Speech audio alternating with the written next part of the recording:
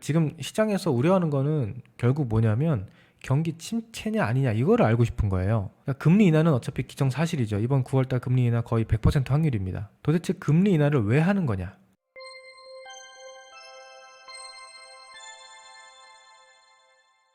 네, 안녕하세요. 자, 오늘 9월 4일입니다. 주식시장이 9월도 출발이 좋지가 않습니다. 저는 이제 개인적으로 8월 시장이 워낙에 역대급 급락이 나오고 고생을 했기 때문에 9월은 그래도 8월보다는 괜찮을 거다 라고 생각을 했고, 지난주 방송에서도 그렇게 말씀을 드렸는데 일단 9월 시작은 좋지가 않아요. 생각보다 좋지가 않습니다. 자, 우리나라뿐만 아니라 미증시가 이제 먼저 급락을 했죠. 어제 나스닥이 3% 이상의 급락을 보여줬고 S&P 500도 비교적 크게 하락을 했고, 오늘 그래서 아시아 증시도 일본 니케이가 마이너스 4%, 대만이 마이너스 4.5%, 그리고 코스피가 마이너스 3% 급락을 했습니다.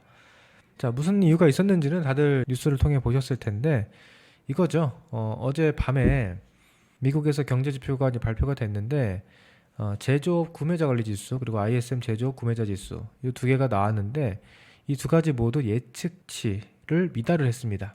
아, 이거 진짜 경기 침체 가는 거 아니야? 라면서 지난 8월 달에 있었던 경기 침체 우려가 증폭이 되고 있는 그런 상황이죠. 사실 이 수치만 보면 엄청 나쁘거나 충격적인 숫자가 나온 건 아닙니다. 제조업 구매자 관리 지수는 예측치보다 고작 0.1밖에 낮지가 않아요. 47.9냐 48이냐에 따라서 이게 무슨 경기 침체냐 아니냐 이걸 나눌 수는 없는 거거든요.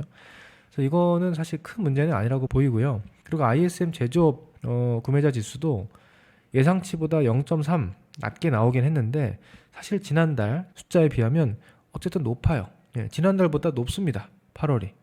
근데 이거 가지고 어떻게 우리가 공포를 느껴야 되느냐, 이런 부분에 대해서는 약간 좀 이상하죠. 그래서 저는 어떻게 생각하냐면 어제 나온 경제 지표만 가지고 경기 침체 우려가 생겼다라고 이제 보기보다는 어쨌든 예상치를 살짝 미달했다라는 거에서 좀 불편한 심리가 생길 수 있는 그런 상황이 만들어졌는데, 마침 지금 시장 위치가 이제 미증시 같은 경우에 S&P 500 기준으로 보면은 좀 역사적 고점 근처에 올려놨었잖아요.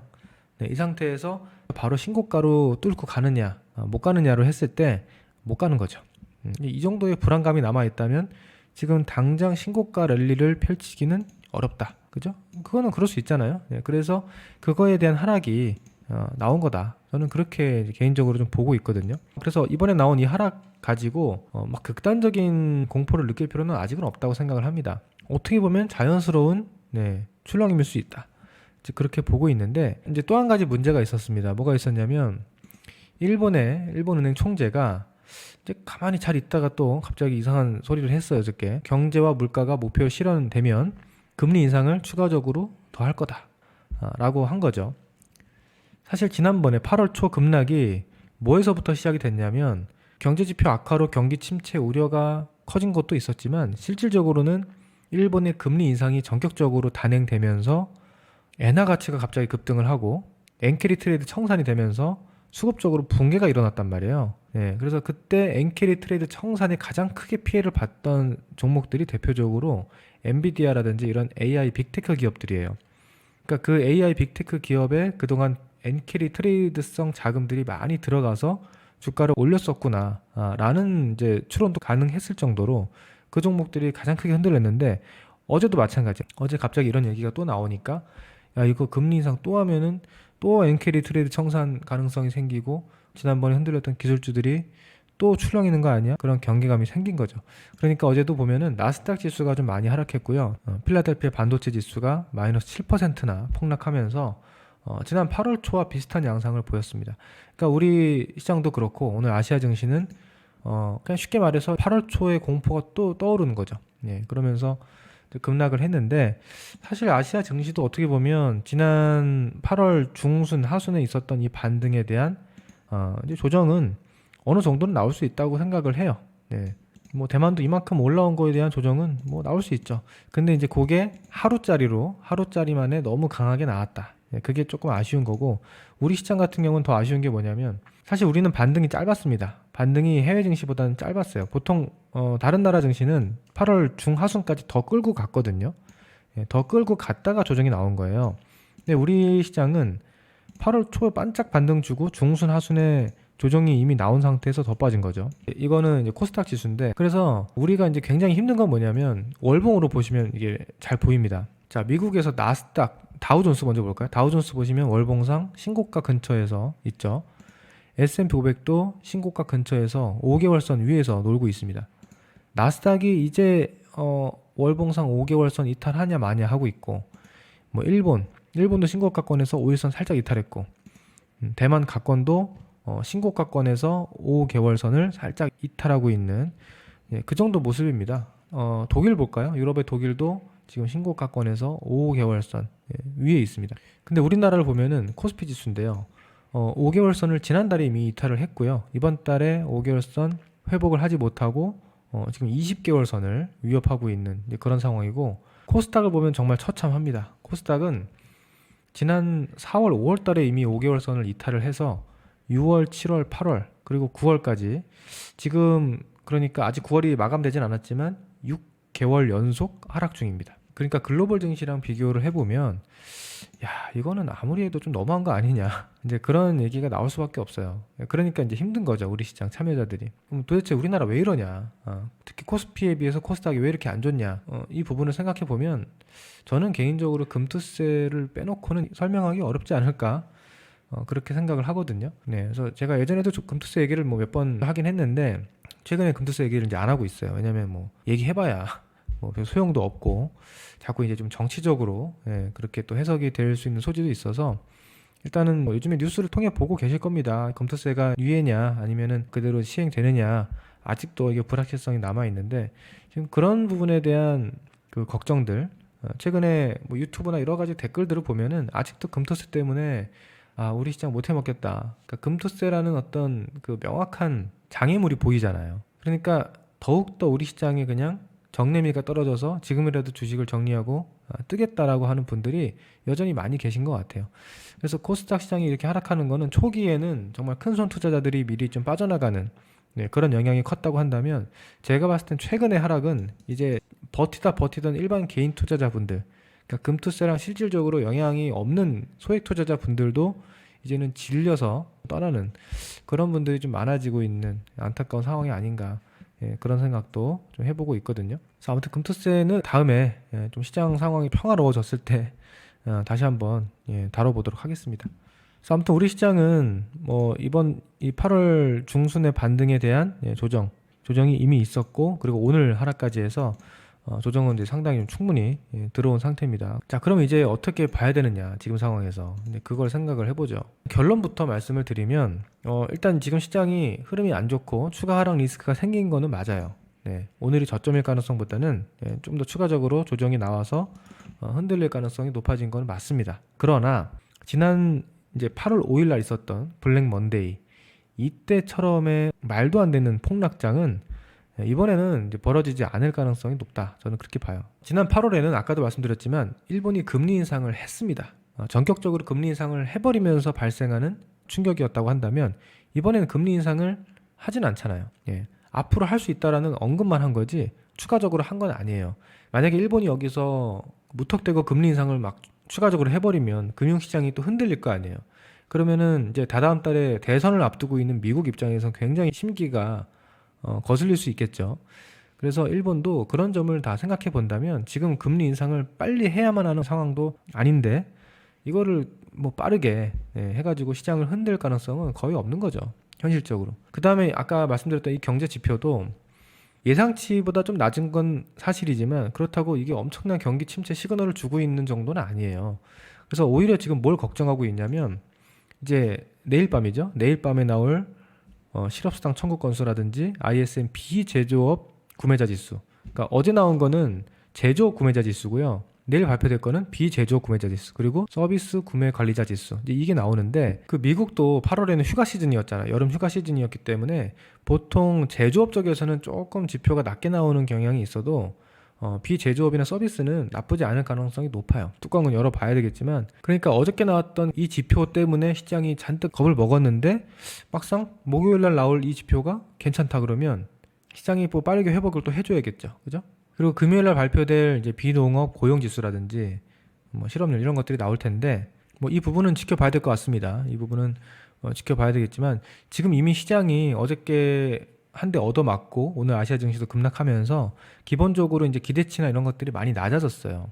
그래서 이 부분이 뭐 조금 실망스럽다고 해서 뭐 대폭락하거나 그럴 것 같지는 않아요. 물론 예상치를 한참 미달하는 뭐 충격적인 숫자가 나온다 그러면 좀 변동성을 만들어낼 수도 있겠지만 그 정도만 아니라고 한다면 약간 미달하거나 뭐 예상치 근처로 나온다고만 해도 시장의 심리는 뭐랄까요? 생각보다 괜찮네. 그래, 경기 침체까지 당장 걱정할 정도는 아니겠구나.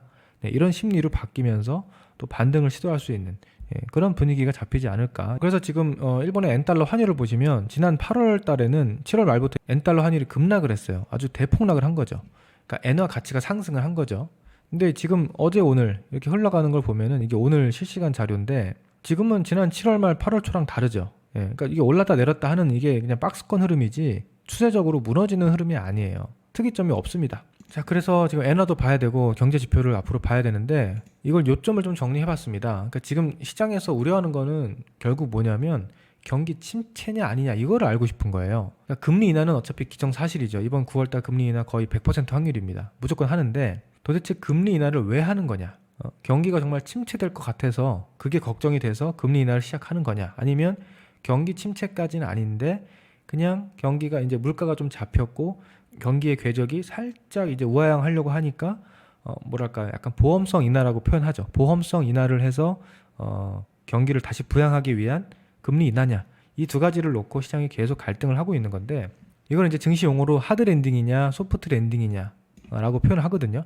그러니까 하드 랜딩은 쉽게 말해서 경기 침체로 가는 거예요.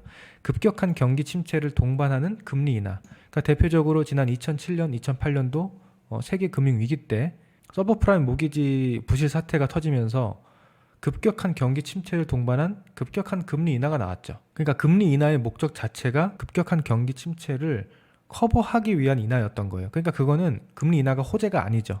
호재가 아닌 거예요. 그래서 지금 이거를 걱정하고 있는 거예요. 이렇게 되면 어떡하나.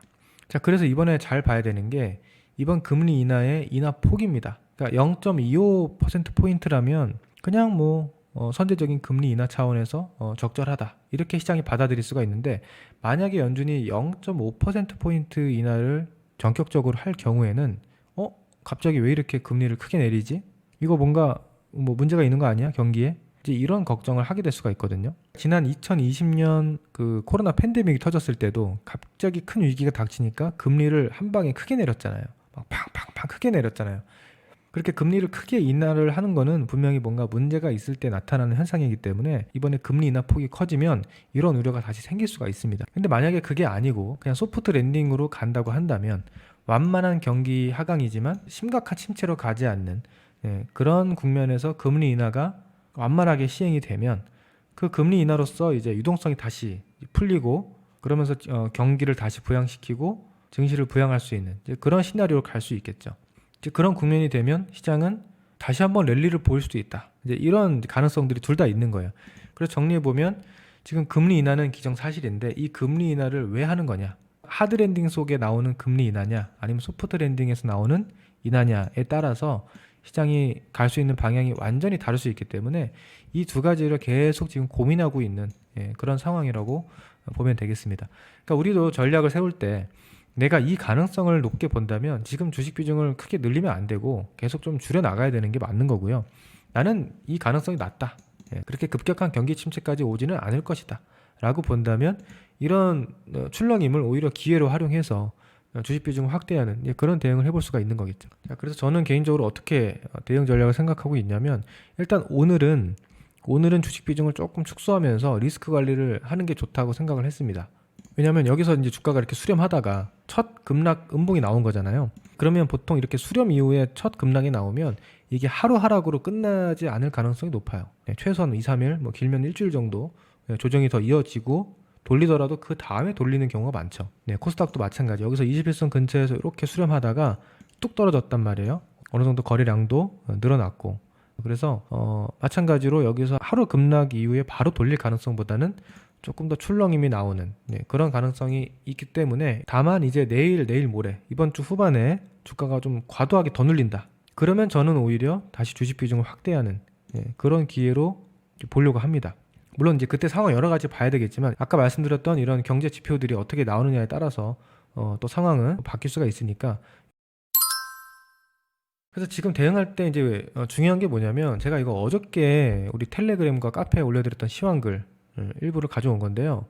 어저께 말씀드리는 게 뭐냐면, 시장의 ADR 지표가 굉장히 높은 위치까지 올라왔다. 코스피 ADR이 무려 120을 넘겼고, 코스닥도 이제 뭐 104 근처까지 왔는데, 이 ADR은 결국 다시 하락할 가능성이 매우 높으니 계좌에 있는 종목수 조절, 그리고 비중 조절, 이런 것들이 좀 중요하다. 그러니까 주식을 보유하고 있더라도 이런 식으로 종목수를 좀 줄여놓고 가자 라고 말씀을 드렸는데, 오늘 보시면 하락 종목수가 또 2,350개 이상, 거의 2,400개 가까이 나오는, 오늘 하락 종목수 숫자가 뭐 역대 또 손가락 안에 들어갈 정도의 기록이라고 합니다. 그 정도로 밀렸어요. 그러니까 지금 시장 누구나 다 힘들거든요.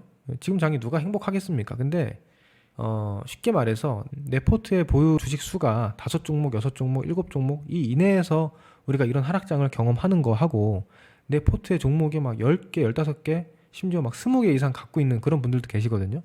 그런 분들이면 지금 시장 대응이 아예 안 돼요. 우리가 같은 힘든 장을 경험하고 있다 하더라도 내가 종목을 최대한 압축해서 내 나름대로 어느 정도 확신을 갖고 있는 종목들 위주로 잘 추려놨을 때, 그래야 이 중에서 뭐 자를 건 자르고 더 살 건 더 사고 뭐 기다릴 건 기다리고, 이게 판단이 되는 거죠. 그죠? 네, 제가 그래서 시황 코멘트를 올려드릴 때 이렇게 종목수를 좀 줄여라, ADR 지표 주의해야 된다, 이런 멘트를 드릴 때가 꽤 자주 있거든요. 지난번 여기서도 말씀을 드렸고, 여기서도 말씀드렸고, 이번에 또 말씀을 드린 거예요. 그래서 이럴 때는 뭐 주식을 꼭 다 팔라는 의미는 아니지만 최대한 쓸데없는 종목을 좀 줄여보고, 내가 자신 있는 종목 위주로 종목수를 압축하는 이 정도의 노력만 해도 우리가 이런 하락장을 만났을 때 그나마 조금 더 수월하다. 심리적으로도 그렇고 대응적으로도 그렇고. 자, 아무튼 시장이 계속 어려운 흐름을 보여주고 있고요. 지난 8월에 이어서 9월도 출발이 참 어려운데 8월만큼 그런 잔인한 장이 나오지는 않을 것 같다. 9월은 그래도. 다만 중간에 추석 연휴가 또 예정이 되어 있다 보니까 시장이 뭐 아주 탄력적으로 드라마틱하게 반전을 하기도 어려울 것 같긴 해요. 무리하게 승부하기보다는 차분하게 저점 매수 대응을 한다고 하면, 정말 경기 침체로 가는 뭐 명확한 시그널이 나오지만 않는다고 하면 시장은 또 진정돼서 반등을 보여줄 것으로 예상합니다. 자, 어려운 장인데 아무쪼록 화이팅해서 잘 이겨내셨으면 좋겠습니다. 저는 다음 주에 또 뵙도록 하겠습니다. 감사합니다.